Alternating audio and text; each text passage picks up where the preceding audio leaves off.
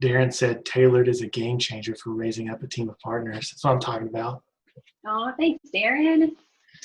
It is an absolute pleasure to see so many people that we get to work with on a regular basis, and to see some new names joining us. But hi, I'm Jenny Carr. I'm the Director of Training and Coaching Services here at Tailored Fundraising. Joining me is another one of our trainers and coaches, Drew Foote. Our back end, Lindsay Riggs, is with us, and Emily Buchland as well is going to help us with our slides and some of the chat that's happening. But we're excited to be with you and looking forward to the next hour, where we are going to talk about how to increase funding from churches through strategic engagement. And we're going to look at 4 different areas. The first is realities of a church partnership. Number 2, how to connect with a church. Number 3, what materials to have available. And number 4, important information to share with a committee. Also, we have a really great opportunity for you today. If you would like to see more funding come from strategic church partnerships this year than you did last year, we are offering a free 30-minute session with one of our coaches, Susie. I'm going to put a link in the chat. If you are ready to sign up for that, you can go ahead and click that link, Drew, if you don't mind copying and pasting that in. And then we'll touch base at the end of this as well, as a reminder. So during that session, you can identify what is holding you back from these partnerships, or what next steps you might need to take to engage with the church effectively. And I want to let you know that throughout the webinar, we want to hear from you. So most of you have already found that chat button in the top left corner. This is where you get to continue to engage with us, share comments. A lot of times you may have an idea that we haven't addressed yet. Feel free to share that idea with us. Share the successes that you've had. We can all learn from each other here.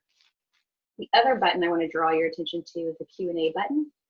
If at any time you have a question, sorry, let me adjust my mic again. You have a question about church engagement, please put your question in the Q&A box. If you put it in the chat, because there's so many comments, it can easily get lost. So if you can make sure, if you have any questions, to use the Q&A button and put it in that box, that will be great. And this is a live webinar, again, where we can all learn from each other. So ask as many questions as you want, and we will do our best to get to all of your questions, either live or someone will comment via text. We're also going to be giving you a few poll questions throughout the webinar to get feedback on your current engagement with churches. And we're going to be using these slides for our time, and we will share these slides with everyone in a follow-up email. So if for some reason you missed something, feel free to ask, but know that these slides are going to be shared with you. We get so many questions around how to connect with the church. So we're really excited to offer this webinar to address as many of those questions as we can. There are many different scenarios we want to look at today, and connecting with your home church, a past church, a church that someone you know attends, or a church that is in your denominational network, or maybe even a church that you have no connection with at all. The materials for connecting with these churches are very similar, but the initial contact will look slightly different with each one. So before we dive into how to engage a church, let's explore the realities of a church partnership, because there are benefits, but there are also some challenges. Because this isn't just about a church giving you money. You are now an extension of their ministry, and that partnership should go 2 ways. So one of the benefits, generally speaking, is that churches do have capacity for higher partnership levels, anywhere from 100 to 1,000 a month. It's much more rare that you have a church giving a very large amount or covering 100% of a missionary's support level. More often we see churches partnering in the $100 to $300 a month range. The challenge to that is that if the church discontinues their giving, it could take significant effort to find partners to cover that same amount. So there's a little bit of risk in having a really large partner. Usually we just recommend, if you're going to have that partner, then raise 110%, have a little bit of a cushion there. Another benefit is that often they have the capacity to cover one-time expenses that come up down the road. So if you have your child starts your homeschooling and now they're going to be going to an international school, or suddenly you need a vehicle or an extra vehicle, building repairs, new ministry projects, those kind of things that you didn't plan on when you were first starting to fundraise, but now they've popped up. Churches are a great place to go to present that need and see that need met. A challenge is that with one-time funds or ongoing partnerships, they usually also have limited windows to be approached. So a lot of churches will finalize their budget and kind of already designate where giving is going between October and January. So if you miss that window, then you may have to wait a good half of the year before you can reconnect. The benefit is that they may be able to provide resources while on furlough. So they can provide housing, they may have a car available, you can use that church space for meetings and events. So that is definitely a huge benefit. And you just have a really large resource to pull from when you are coming back and need those things. However, there may also be more responsibilities from you while you're home on furlough. Maybe they have classes they want you to attend, or different books they want you to read, or conferences to go to. So that's another potential challenge, is really balancing that time requirement. Another benefit is they can partner in other non-financial ways, like sending short-term teams to be a part of the ministry. However, short-term teams can also be a challenge if you are not equipped to organize a short-term team. So be honest about this and communicate in love that short-term teams are awesome, but it's just not something that you can provide direction on, or organize that, or even host. So if you're not set up to do that, just be honest from the beginning, so that you're not finding yourself even sometimes getting bitter or frustrated with, oh, this team's coming and taking so much time. Just, if you can do it, great. If you can't, great. Just make sure you communicate either way. And then another benefit is that there's spiritual guidance and accountability with a church, which is a huge blessing. And it can also lend credibility to the ministry.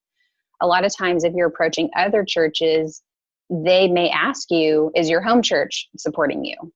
So that's a big deal to have that partnership sometimes, and it can help you in connecting with other churches. So we want to check in with you guys. We got a poll question that's going to pop up, I believe, of how many church partnerships do you have? So if you'll just answer that real quick: less than 5, 5 to 10, 10 to 20, or more than 20.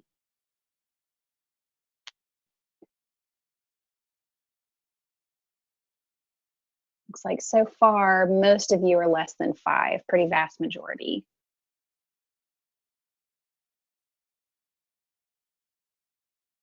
Which is especially common if you're outside of a specific denomination. Certain denominations are pretty heavy on church partnerships, so they might require you to have a pretty significant amount. Yeah, all right, most of you have responded. Yeah, 68% are less than 5. Okay, so that helps us to see what's currently happening. And also, really, we're just seeing this shift in culture of, before, people were primarily supported by churches, but we're seeing a lot more individuals come into the mix. We've looked at a lot at the realities of a church partnership, and now if you've decided to move forward with a church partnership, the first thing you should do is learn the church culture. Do your homework. Learn as much as you can about the church before you make the initial contact, right? You can look at their website. What is their denomination? What's their theology? Is there a missions culture in the church?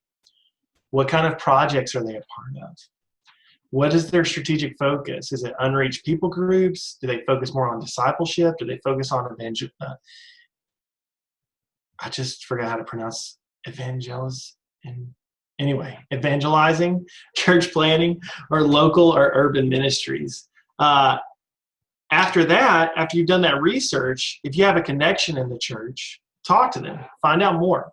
What's the best way to approach the church? Who should you talk to?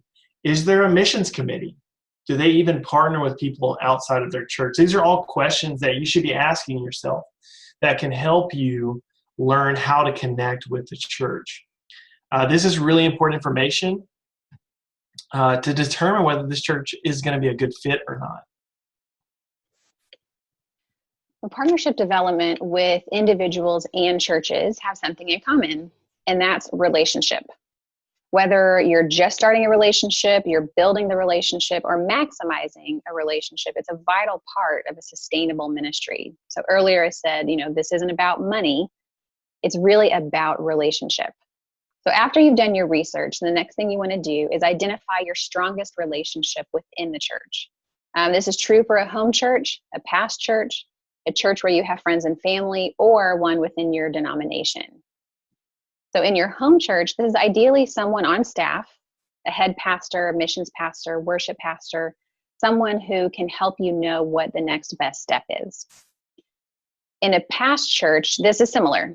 If the connection is still strong and you have a personal connection with someone on staff, then go straight to that person to make a connection. But if the connection is distant or weak, or there's new leadership, then try to find someone in the church that can introduce you to the right person. And we call these people advocates. Okay, they are advocating for your ministry and connecting you to the right people in the church. In your friend or family's church, use them as an advocate to personally introduce you to someone in leadership.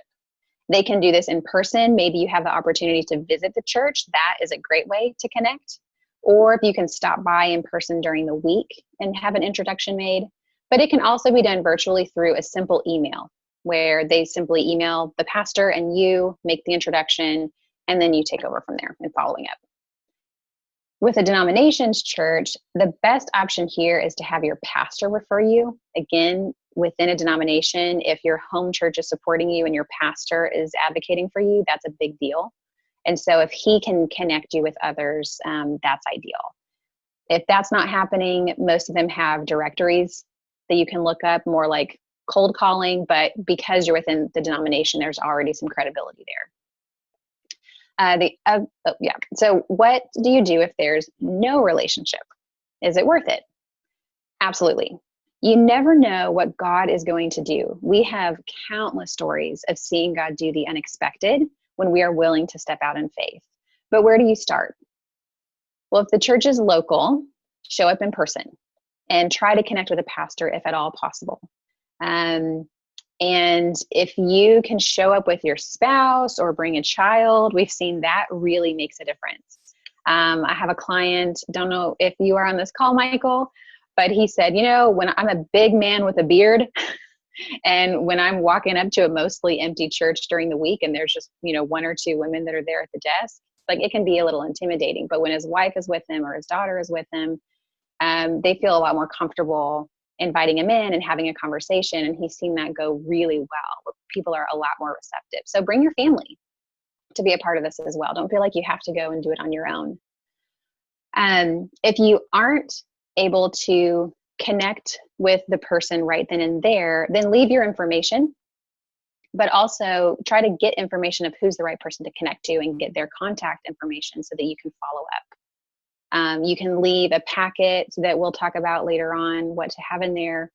But again, that way the right person is getting this physical information.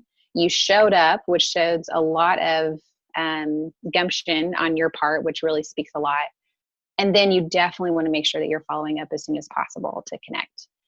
If you aren't able to visit a church in person, then calling and finding out which is best, mailing information or sending it via email.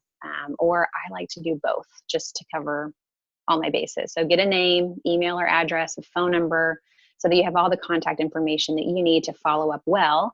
And if they prefer mail, or you're out of the country, you can even find a partner who would be willing to send the information for you. So use your friends and family to advocate for you and can play that role of sending that information on your behalf.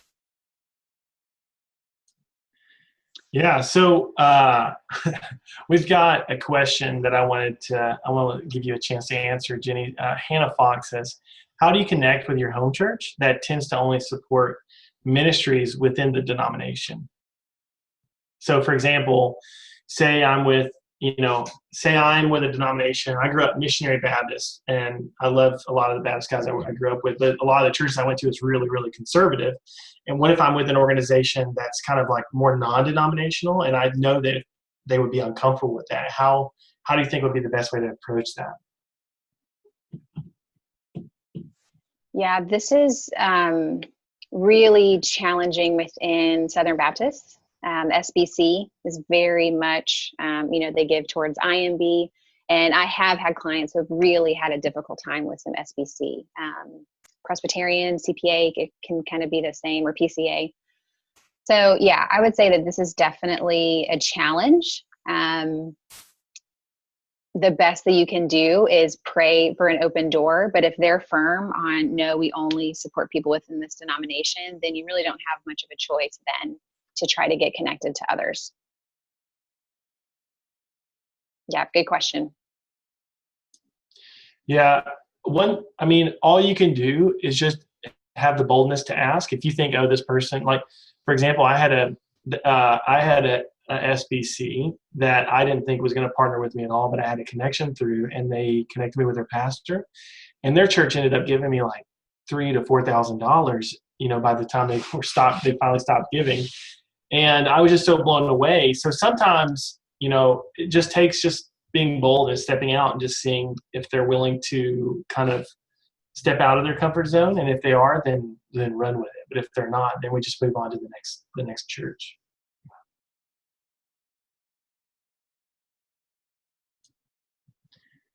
Joshua Cook said, what if you're a big single guy with facial hair?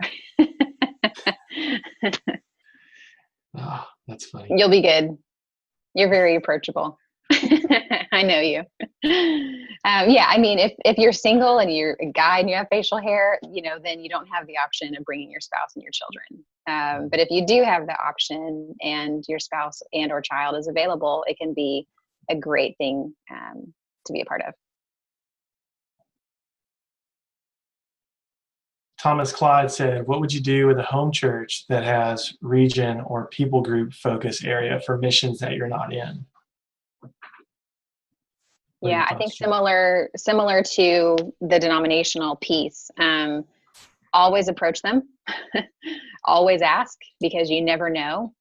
Some are going to stay really firm, and others, maybe you are speaking in at a time where they're already seeing some shifts, and you just kind of are that tipping point where they say, you know what, we're hearing this a lot.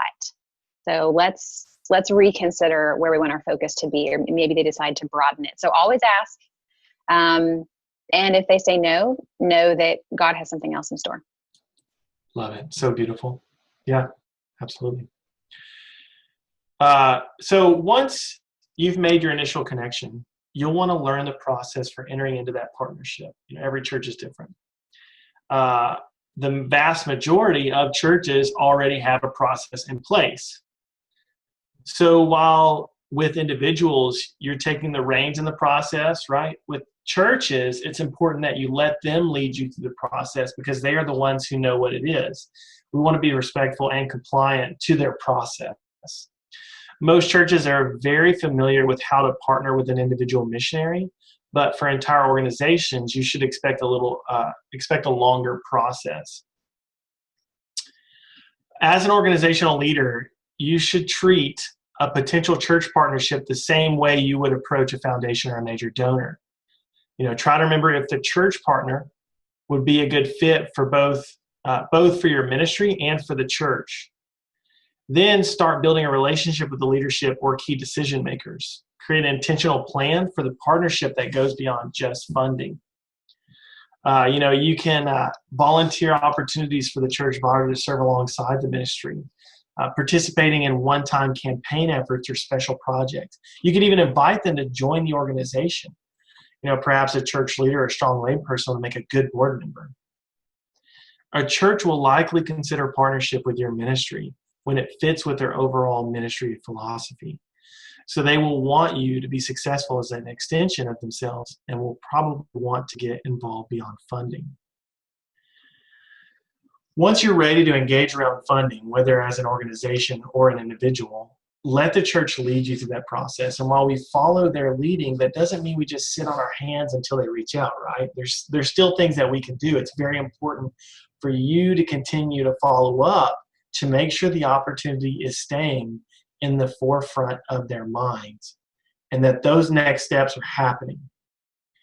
At the end of every conversation, you want to be asking, what's the next step?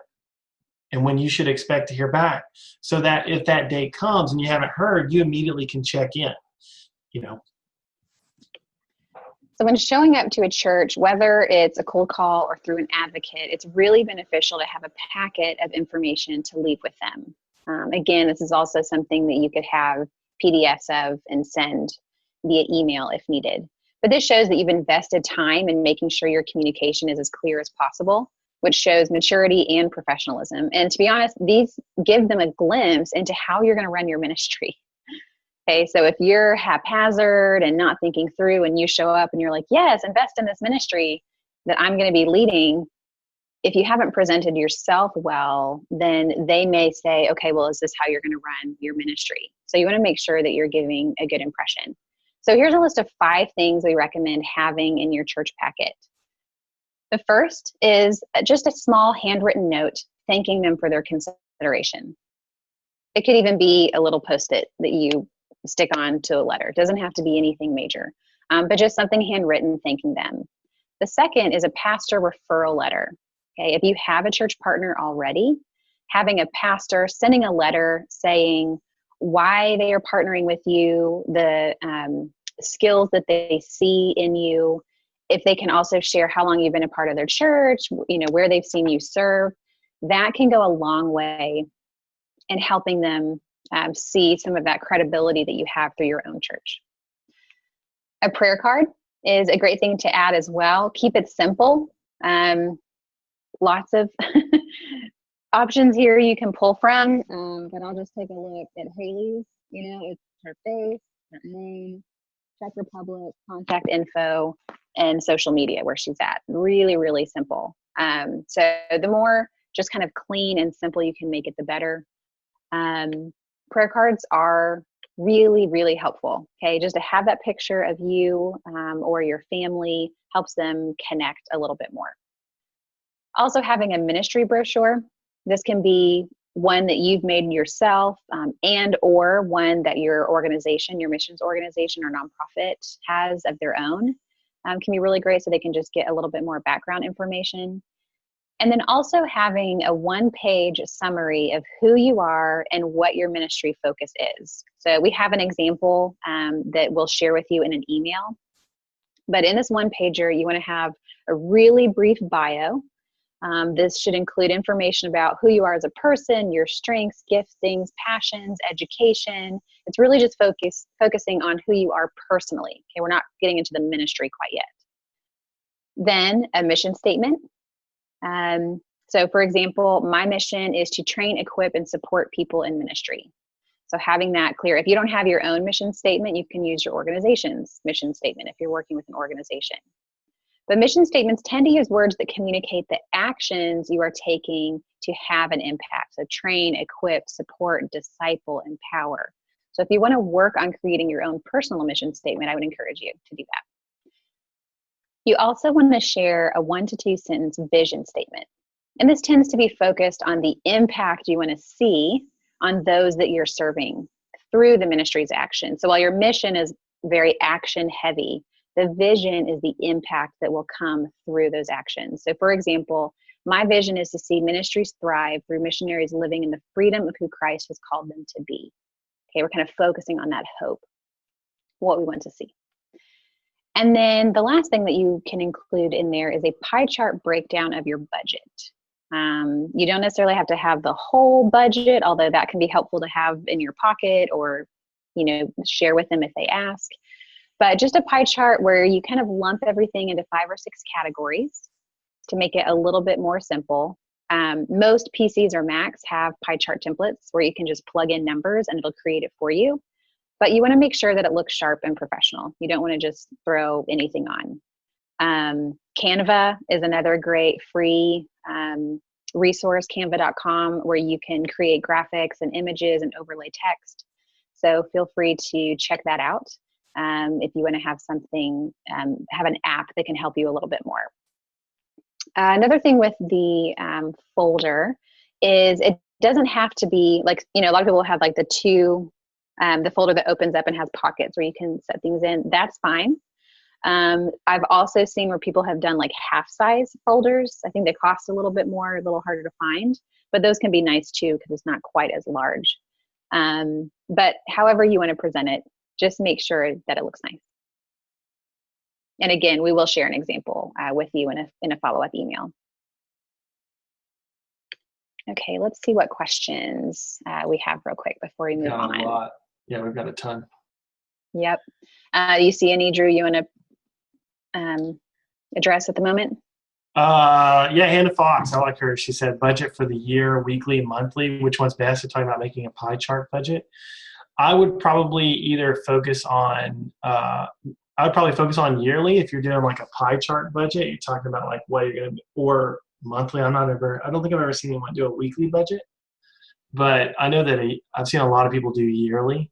But if you want to break it down, if you're also asking people to partner with so much a month, it might be easier for you to match the invitation, what you're going to invite them to give, to match that to your pie chart. So if you're saying, hey, I'd love it if you guys would give $500 a month. So it might be better to do it in a monthly breakdown. So it matches that. Yeah, that's exactly what I would say.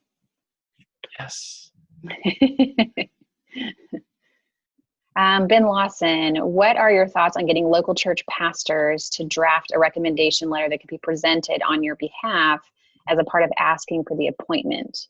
Can there be potential pitfalls that come with that tactic?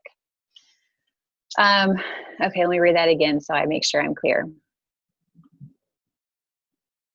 Yeah, I think so. Are you asking? I think you're asking, so the pastor would write up the letter and then send it for you.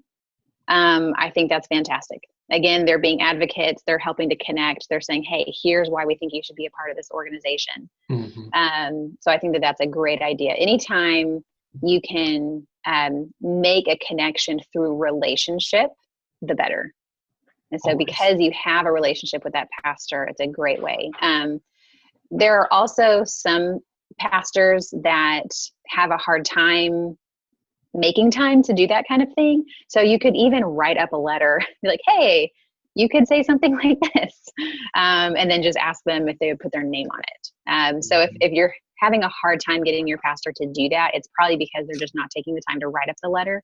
So write it up for them and then say, hey, here's an example. Would this work? Yeah, that's awesome. Eric Kress, I think goes back to, he says, what would you say to a church that doesn't focus on worldwide missions and only focuses on their local town? It kind of goes back to what we were talking, saying the same thing. If a church is, if a church is pretty close to the idea, if you come to them and you approach them and you ask them to be a part of something, but they're closed, right? There's nothing that's kind of out of your control. You're responsible for reaching out to people. You're responsible for connection and connecting with them. But at any point, if the door closes, right, just like what Jenny said earlier, that means that God has something else in store for you. So I would just like to encourage you and keep that in mind. And yeah. Teresa Weber, what if you'd find all this and had no results? I would say get connected to a coach. There's a really good chance that there's some holes with communication that we can help fill in those gaps and really think through, okay, what information is being shared? And maybe it's really good information, but it's just not being shared in the way that's easy for the church to grasp. And that's a really big part of what we do with people, is help them put together what we call your messaging. You have this really complex ministry. How do we communicate that in a really simple way that gets people excited?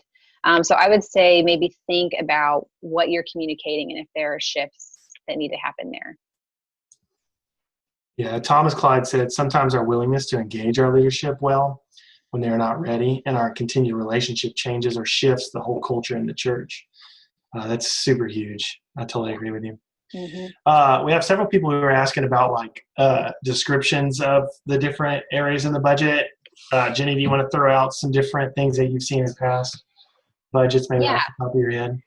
Yeah, so different categories. Daily living, which can include groceries, gas, transportation, rent, stuff like that. Salary is usually a separate category. You can also have taxes and admin fees. Most organizations take an admin fee to help cover their costs. So including that in there with whatever taxes may also be taken out. And then insurances, medical insurance, vision, car, kind of all of those things lumped in. Drew, can you think of any others? No, I can't think of any others. And I was actually ministry expenses. If you have a specific ministry budget, especially if you're doing like a church plant or something quite large, then you're going to have a separate line item. And so it's great to separate that out. Yeah, absolutely. We're going to keep going. Keep throwing your questions. We love all the questions. Your questions are great. We're really excited that you guys are still engaged. Keep throwing them up. We will get to them. Mm-hmm. So let's say that part of this process is to present to the missions committee. What should you do to prepare? There's several questions that you want to think through. Ask, what is the length of the time I have to share? An average time for mission committees meetings usually is between 10 to 15 minutes. So you want to think through that. What are the most important things to communicate within that time frame? What did you learn in your research? Leverage what you have in common when planning to speak with them. I'm not suggesting that you make something up, right? But rather to highlight the parts of your message and your ministry that will resonate more with them. And here are several things that you may want to focus on. Your calling. Tell a 2-minute story of a specific moment you knew you were called to join the ministry. Not every detail of the story, not a chronological history of the story, just a specific moment that charted the course of you, for you to start this ministry. Another important thing is mission. Share your mission statement. More info from your brochure, like how long the organization has been around. What locations are your organization in? Focus on the areas of the ministry, not necessarily a specific strategy just yet. Maybe you want to share the need. Need is very important. 1 to 2 stats, percentages of Christians, suicide rates, poverty numbers, etc. Things that highlight the problem in that area. Tell a 2-minute story about an individual who illustrates the challenges, right? A key part of the need story, of this story that you may tell to illustrate the need, is that it does not solve the problem. Remember that. We want people to understand what this person's life looks like without Jesus. The hero is only as good as the villain is bad. So if you can't create awareness that the need exists and help them feel that, it's going to be difficult to convince people that the ministry has any relevance. After the need, you may want to share your vision. This is a 1 to 2 sentence statement on what you want to see for the people you're serving. For example, my vision is to see the people of Europe find hope and healing in Jesus Christ. And then after the vision, you may want to communicate impact. Tell a 2-minute story of someone who's been impacted through the ministry. If you don't have a story, find one. Is there someone else there who has a story you can use? Where else have you heard the strategy being successful? Are there stories there? The beautiful thing about stories is that it doesn't have to be your personal story to be powerful. It just has to be a story about a real person experiencing real change, okay? And then you probably want to explain to them your financial goals and timeline, right? Share the specific funding need. To share Christ with the lost in Japan, we're raising $100,000 this year. And break it down for them. That comes out to be $2,500 a month. Share your timeline and your goals to create urgency. We want to be 50% by May to move into phase 2. We want to be at 80% by August to apply for our visas. And we're looking to be at 100% by December to move into full-time ministry. As far as having a specific amount, this is difficult with churches because their capacity to give doesn't necessarily match the size of their church, right? However, we do encourage you to pray about whether you should ask for a specific amount or not. If there's a familiarity there, then having a specific amount can be really effective. But if you're new and the relationship is new, it may be a bit presumptuous to ask for something specific. Sometimes churches will ask, how much are you thinking? If they ask you this, you better have a number, right? We better have something ready. Otherwise, you're creating an obstacle to them giving, and you want to lower as many obstacles as possible. So pray and share a generous amount for them to consider. And finally, show up early. Be dressed in the appropriate attire. Feel free to ask what that is. Is it a traditional conservative church? They may lean towards more official, formal dressing, professional attire. So maybe don't wear your favorite shredded, comfortable jeans, that you think all your friends love, but wear something that will make the people you're meeting with comfortable and won't be an obstacle for them listening to you in your heart. So be ready, show up, be prepared, and connect. At the very least, connect. Make it easy for them to connect with you. So we've got a polling question. What's the average monthly amount you receive from a church partner? Let me see. Jenny, are you going to throw that up, or am I throwing that up? I think Lindsay is. We'll be up there shortly. Sorry, Drew, you're the host now. You have to hit it. I'm sorry. You should see polling at the bottom. Okay.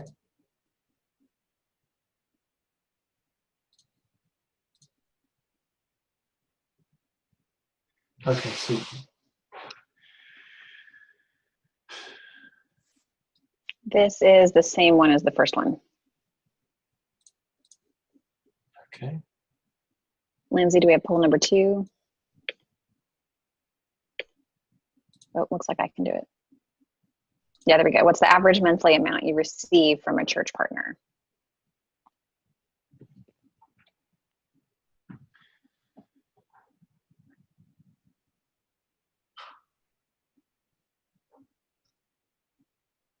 At first, I was a little bit surprised there were so many, between 500 and 1,000, but as more people answer, it gets smaller and smaller.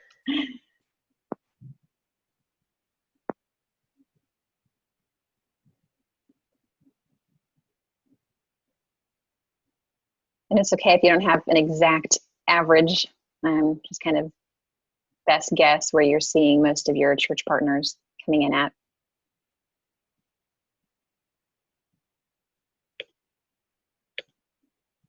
Okay. All right, so we see 58% are between 100 and 500 per month. That's the largest group. That's pretty good.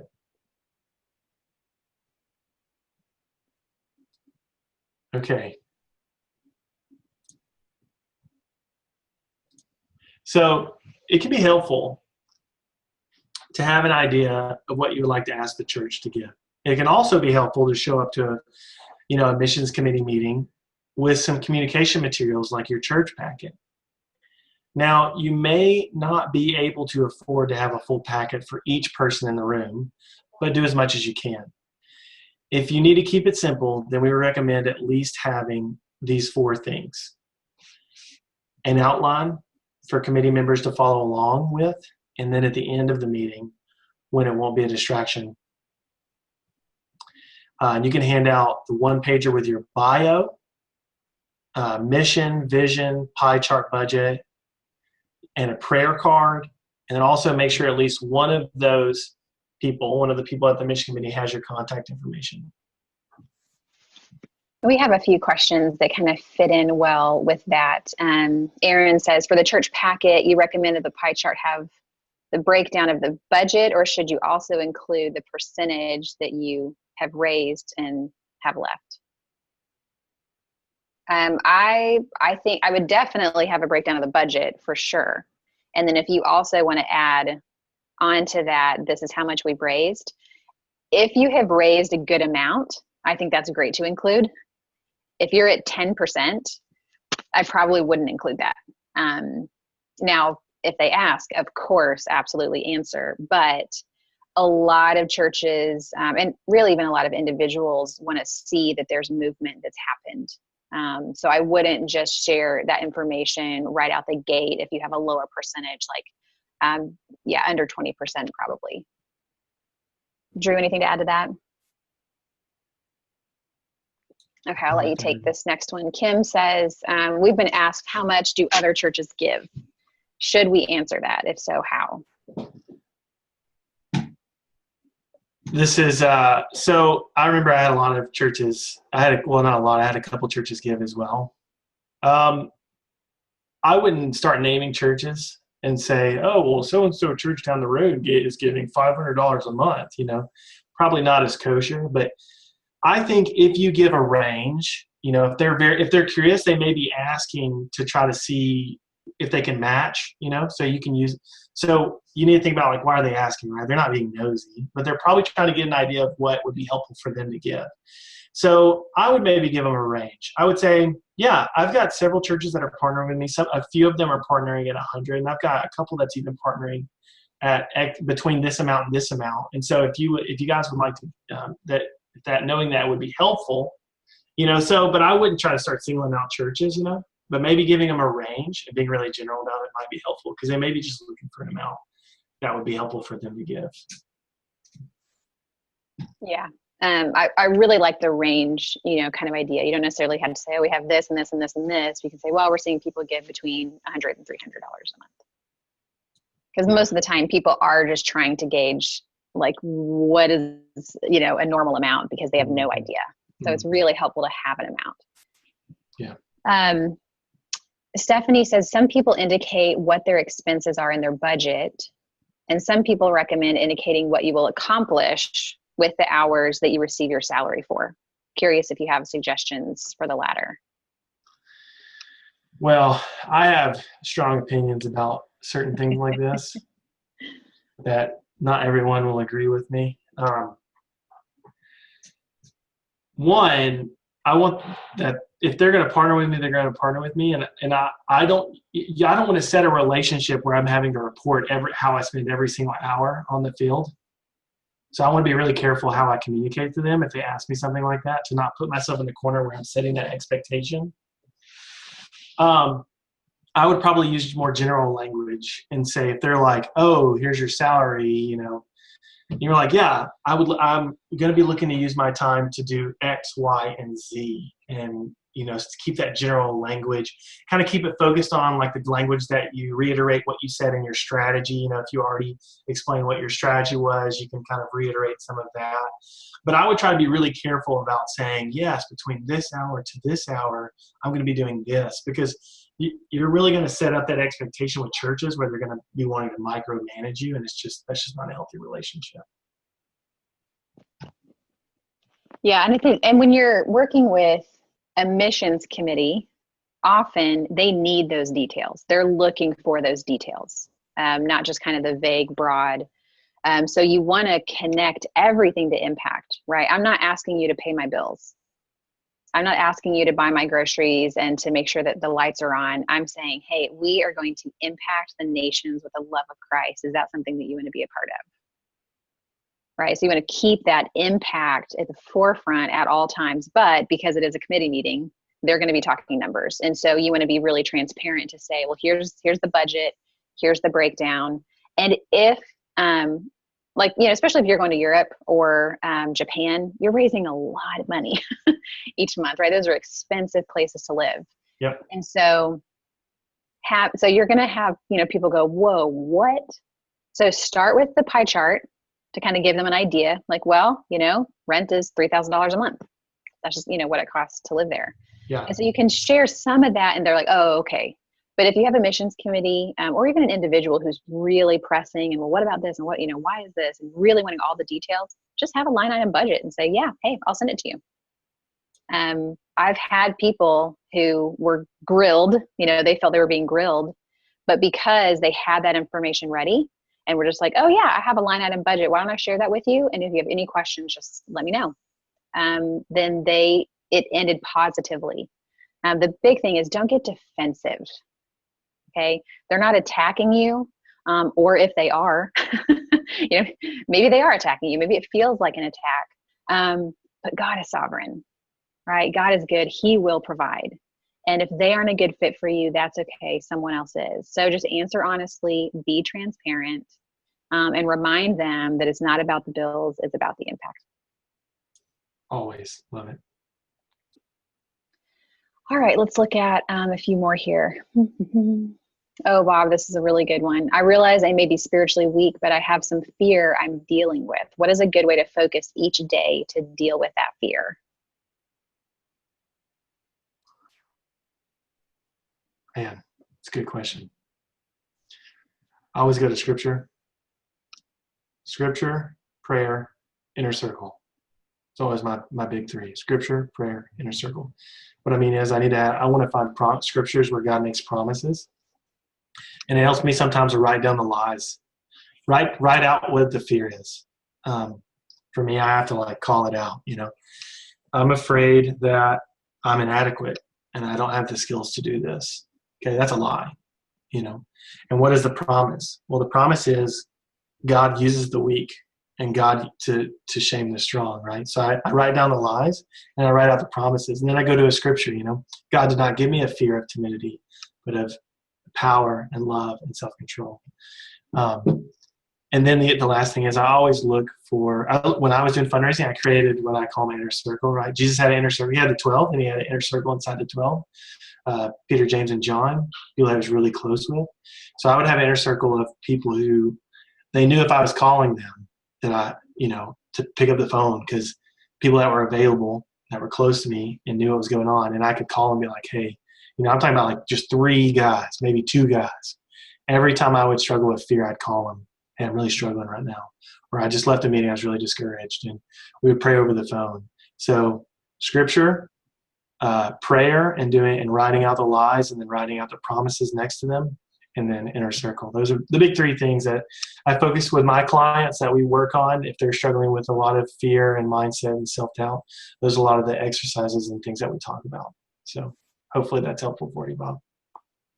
Yep, that's really good, Drew. Thank you. And thanks for your vulnerability in asking that question. It's really common.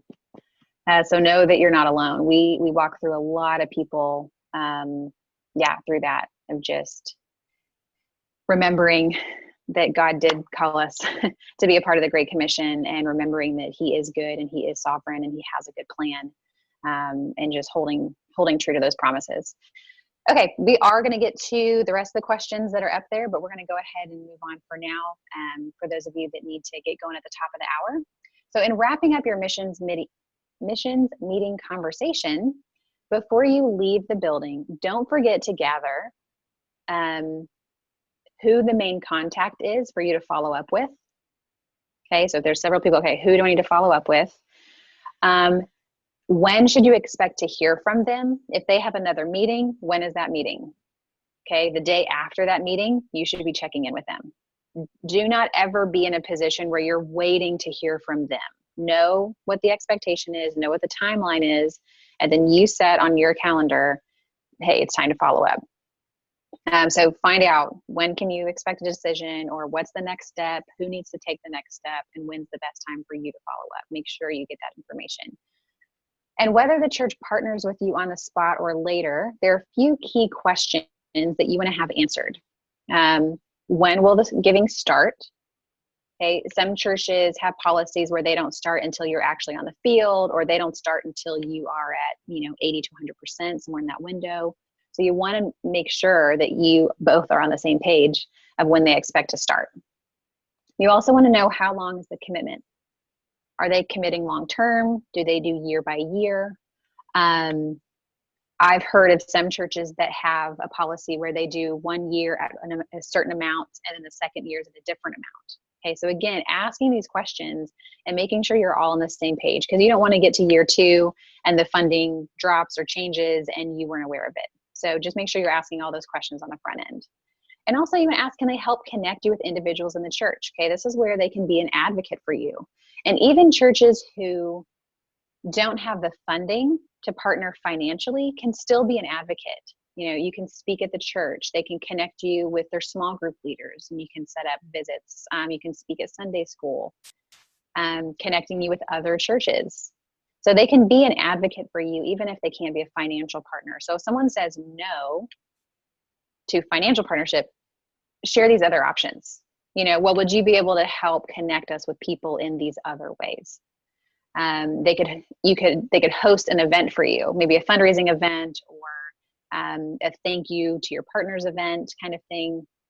So again, think outside the box. Don't just focus on the church partnering financially. There's a lot that they can do. And finally, ask, what's the best way to stay in touch?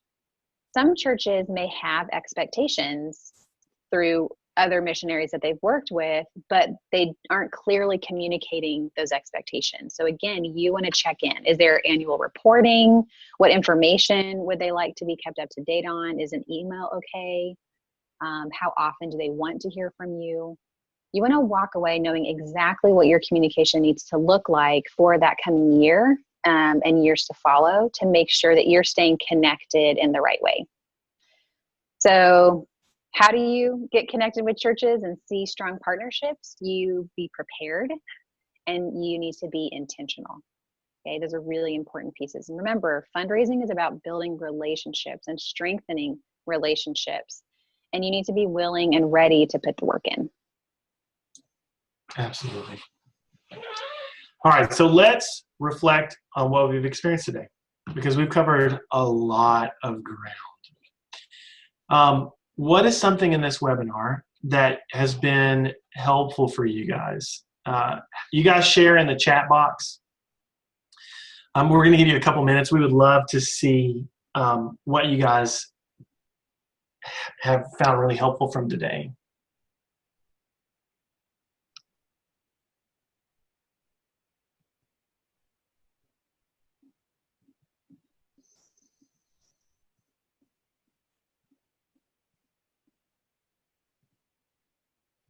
So Mark Winger said details of what's included in the packet, plus details of what to cover in meetings with a mission committee.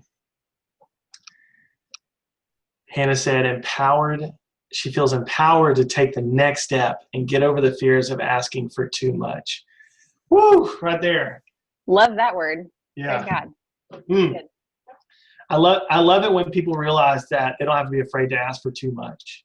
I could literally talk about that for an hour, but let's keep going. Wendy said her highlight was advice for what to present in a mission committee meeting. Love it. David Scott, info about the stuff to include in a packet and how to cold call a church that you don't have a strong advocate in. I love that. When I was doing fundraising, I think I spoke at 40 or 50 churches over 4 or 5 months, and most of those were cold calls. So go out there, call the pastors, call the secretaries, don't be afraid, be bold. Is it worth it? Is your ministry worth it? That's what I want you to ask yourself. Alan and Sherry Stevens said the packet. Teresa Weber said checking with the church about if you should ask for a specific amount before you present. It's awesome. Yeah, I'm glad that was helpful. Jack Ketterman, the church packet. Pie chart was really practical and helpful. Kathy said specifics for package and how to use it. Man, you guys it looks like the packet idea was really helpful. I'm seeing a lot of that. What to present to a mission committee. Yeah, so again, we're going to share the slides with you. We're going to have an example one-pager to share with you guys as well. So you'll get that in a follow-up email. So if there's any little small pieces you missed, you should find it in those slides, because we want to make sure that you have that information. And we know that it's so much easier to put something together when you have an example to look at. And speaking of that, look, if you'd like to see more funding come from strategic church partnership this year, we'd love to offer you a 30-minute session with one of our fundraising coaches, Susie. Okay. During the session, you can identify what's holding you back from these partnerships, or what next steps you might need to take to engage with the church effectively. All you need to do is respond to the poll. Oh, sorry, no poll. Just click on this link we're going to put in the chat to schedule it right away. And look, we have several coaches. We have, several coaches, and we would love to help you guys overcome those obstacles to gain those church partnerships. It's been great to be with you today. I hope you guys are walking away with some valuable tips. on how to better connect with current and future partners. Thank you so much for joining us. We wish you guys all a happy day. Have a great night for those who are ending their day, and take care. You guys are all awesome. So I'm free to stay on for a little bit and answer more questions. Drew, do you have time? I've got a couple minutes. Yeah, let's do it. Okay. So Drew, feel free to hop off whenever you need to, but I've got plenty of time to stay on and answer questions, you guys. So if you have questions, feel free to keep throwing them in there. But Michelle says, what would be ideas, expectations we could have for our own home sending church? If no one in the church takes on an active role in sending you, what can we legitimately ask them to do? What are ideas we can suggest they do for us? Okay, so we kind of addressed that. I know that was a question earlier on. So we kind of addressed that with, hey, if they're not able to partner financially, here are other ways they can help you. Mm-hmm. If something in our conversation didn't answer part of that question, if you'll just re-ask whatever piece was missing.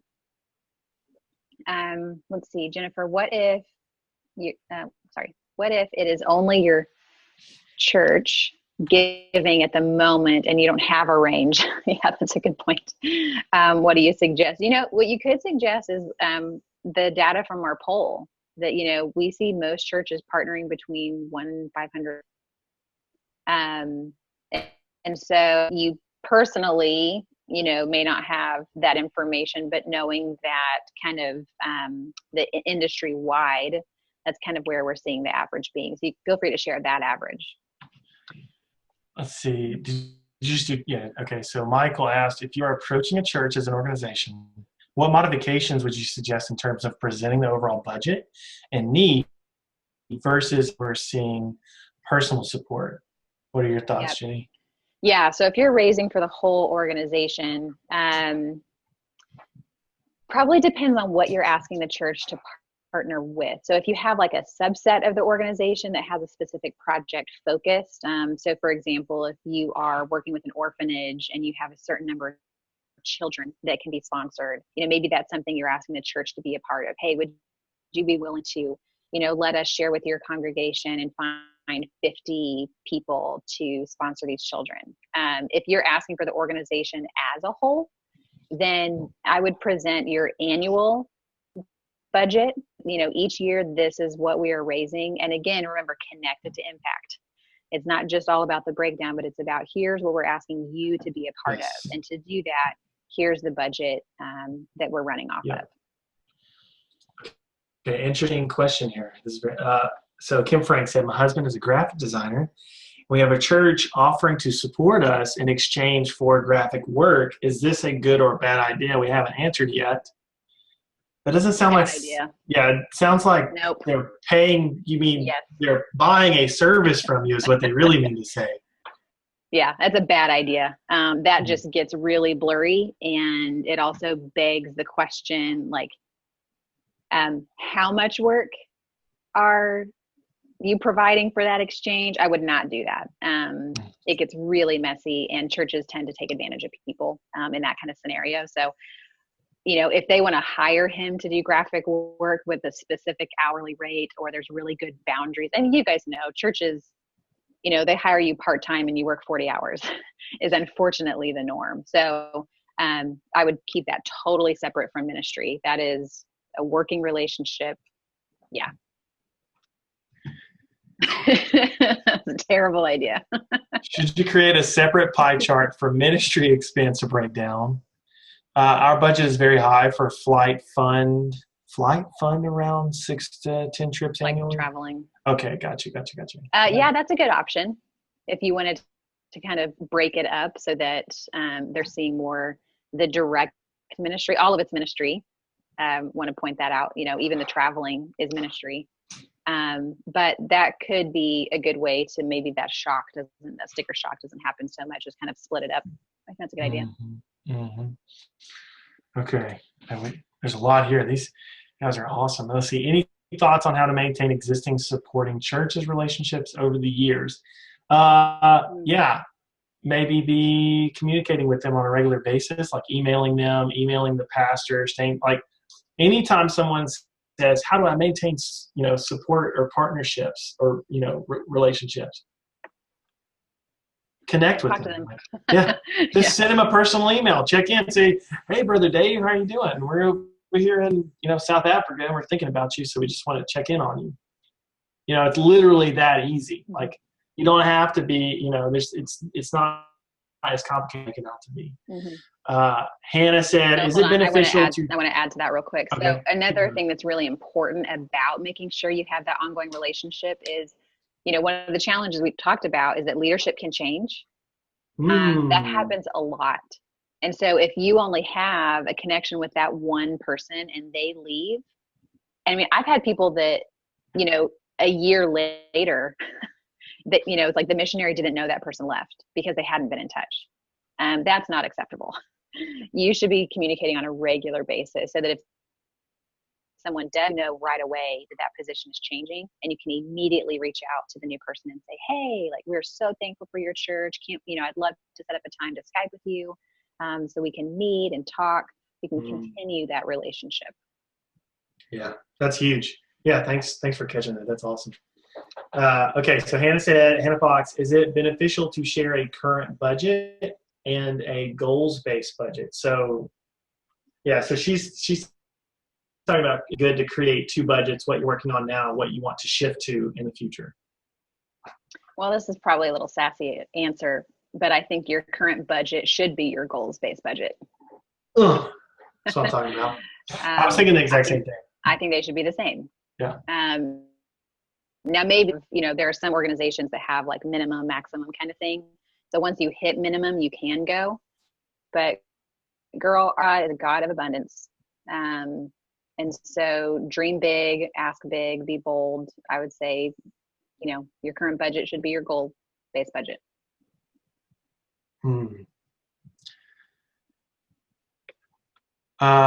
Stephanie shared that she had lost. We were talking about that she had lost. Stephanie Ulmer had shared that she had lost funding from a church when their missions pastor retired, and that she'd reached out, but the mission committee didn't have the same care for the ministry. I guess didn't have the same vision as the pastor had. And it's not really a question there, but I would ask as a coach, I would say, what could we do to build those relations with that mission committee to help them develop, cast a vision for them. That was something I would, if we were in a coaching session, that's what I would look at. What does your relationship with the mission committee look like? How can we develop that? So Miguel Morales said, I noticed recent trends moving from church support to individual support.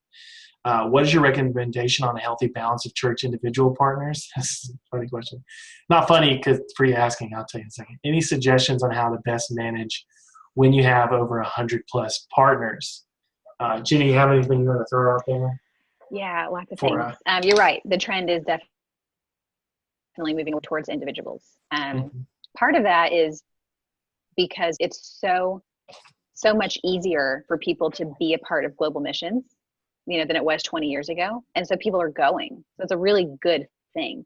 But that also means that churches do not have the capacity to support, 15 people at 100%. So we are seeing that where churches are doing smaller amounts and people are going to individuals. And I think it's a good thing. It's great to be able to have individuals to be a part of your team. Yeah. A healthy balance.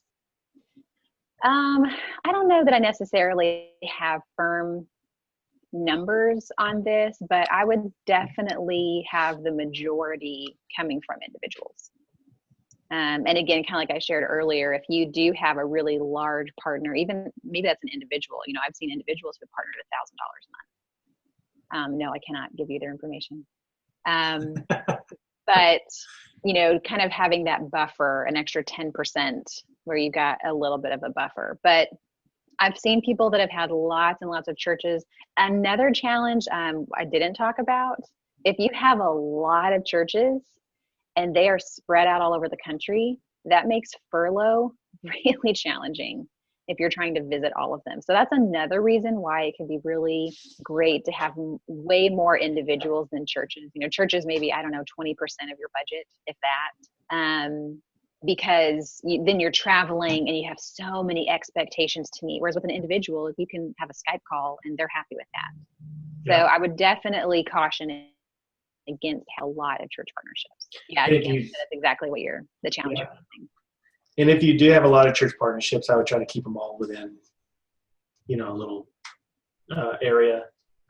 Yeah. Yeah. Keep it local as much as possible. Yeah. And as far as the managing over 100 plus partners, if you have a really large budget, you're definitely going to have, or even a medium-sized budget, but maybe lower income partners, you're going to have a lot of people. My recommendation is have a weekly time where you're connecting with a handful of people. So like I took Mondays, every Monday morning, I took an hour and I just connected with as many people as I could. Sometimes that was a postcard. Often it was an email or a Facebook message, or maybe I set up a Skype date, but I just took an hour, reached out to as many as I could. And then the next week just kept going down the line. And with that intentional time set aside to just connect with partners, I wasn't sending a newsletter. It was just, hey, how are you? Here's what happened to me today. That was crazy. How's your family? Have me praying for you. Yeah. Right? That partnership going two ways. We were able to connect we had about 60 partners, and we were able to connect with everyone like every 4 months on a personal basis. So if you can set aside that time every week, and again, just an hour, and I wouldn't have a certain number of people you're trying to reach, because sometimes one person could take half an hour, and then that kind of creates stress. But just have the hour, do as much as you can, and then come back to it each week. Yeah, absolutely. Let's see here. Stephanie Homer. As a woman in ministry, I find that male pastors spend a lot of time explaining things to me instead of listening to my vision and mission. Is that called mansplaining? What is that? Mansplaining. Yes. So I think there's a term for that. There is. And they sometimes ask questions that seem as though they are testing me. This can be incredibly painful, frustrating, and feels demeaning. Oh, man, that really stinks. Do you have suggestions for how to handle these situations, especially in the South where the culture is more patriarchal? Man, words with me today are not doing well. So I live in Arkansas. I think that's considered the South, right? And yeah, I think I'm going to let Jenny take this. I think you should actually be answering this question. I live in Tennessee, so I live in the South, and I feel your pain as far as, that patriarchal society. And this is definitely a really big challenge for a lot of single women, especially. Suggestions for how to handle these situations. Well, I'm pretty ballsy for a girl. So I know a lot of people aren't going to follow. I have no problem just stopping and saying, is it okay with you if I just take the next 5 minutes and share about specifically about how I see this ministry laying out? So just be really clear, and even that time frame. Can I take the next 5 minutes? Can you just listen for 5 minutes? It's a kinder way of doing that. And again, you're kind of hopefully taking some control back and setting the agenda for the call. But mostly, honestly, the reality is you're not going to change them in that moment. So just praying grace over the situation. You're going to need a lot more encouragement in your life. So like Drew was saying, that inner circle, find that inner circle. I worked with a single woman who was fundraising within a specific, very conservative denomination in the South, and had really horrible things said to her, honestly. And we just spent so much of our time just praying together and asking God to just open doors that were going to be beautiful to walk through, and to, just guard her heart against some of those harsh words. So find your inner circle. They're going to be a really important part of this journey. It's better than what I could have said. Okay, Kimberly Ward. Many churches have a long list of expectations for minimal support. $50 a month. Is this normal? Normal is a word I choose not to use in fundraising. Yeah, exactly. But I would say that that's actually not normal. Yeah. It does happen. And it also, it just depends on the culture of the church, and just kind of like, it depends on, there's a lot of factors that go into that. When I was doing fundraising, and I think I had well over 20 churches that were partnering with me. I had some churches that were partnering with me at $50, but they were like on the end of a dirt road and had like 5 people in them, and they were all retired, And so you kind of take it, but I think for most churches in a city or something that's growing, and even it's hard once you get into this. Expectations of what churches can give is super hard to say. I don't want to put myself in a hole here, but there's really no normal. To answer your question, there's no normal. That's true. And I would encourage you to really pray about if that's a church partner that you want. We are not obligated to a church partner if it's not a good fit for us. Okay, because partnership goes both ways. We do not need to be desperate for partners. God will provide. Okay, we need to put in the work and reach out to people. But if there's someone where you're just like, gosh, I do not know if this feels like a waste of time, then that's probably someone that you just need to walk away from. I had someone, we talked through it a lot, and she finally decided to walk away because what they were asking of her was so outrageous that it honestly took so much of her time away from finding other partners. So she finally just said, you know what, I don't think that this is the best fit. So it's okay to walk away if you're feeling that. Because that's not normal for someone it's not normal in general for people to have that many restrictions. It's certainly not normal for someone, and it's not worth it often when giving such a low amount. It depends on what else you're getting out of that relationship and that part. But if it feels very one-sided, it's not very healthy. All right, I'm going to sign off, guys. I just want to let everyone know I'm super glad you guys came. I'm very proud and excited to see you guys are so contributing so much. So signing off. Thank you, Drew. I'll stick on for a little bit because I know we still have a lot of questions, so I'll try to go through them quickly. I did just drop in the chat another link